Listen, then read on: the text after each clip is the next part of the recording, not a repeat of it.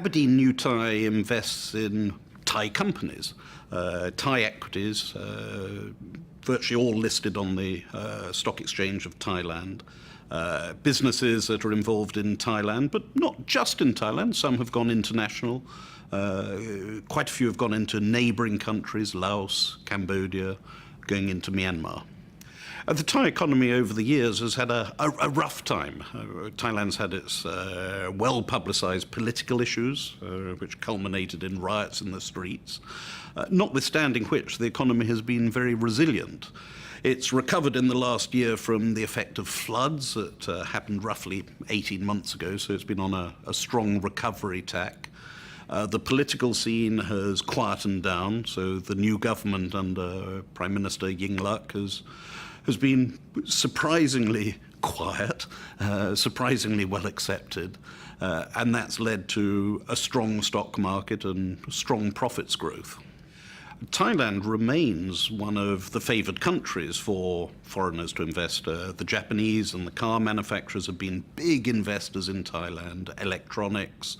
It's a very user-friendly destination, and it gives you access not just to Thailand, which is a large country with a population of around 60 million, but it also gives you access to broad Indochina and the hub of ASEAN.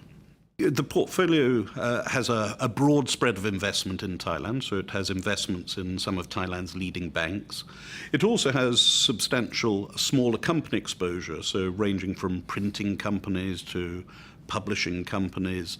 Also, quite a lot of consumer exposure, so the retailers in Thailand are well represented in the portfolio, from supermarkets to home improvement stores.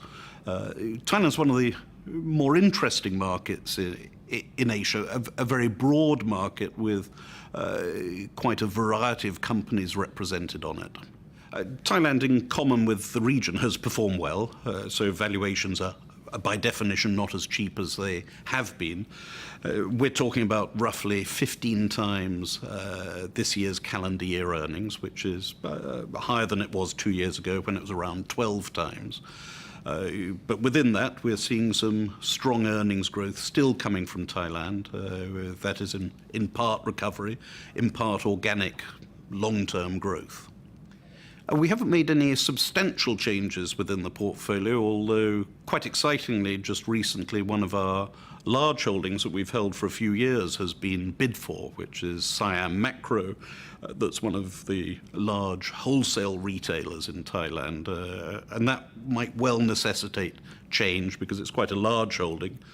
Thailand's one of the most exciting economies within Asia and has one of the deepest stock markets in Asia, with some fabulous companies listed and fabulous growth, not just specific to Thailand, but also relating to neighbouring countries.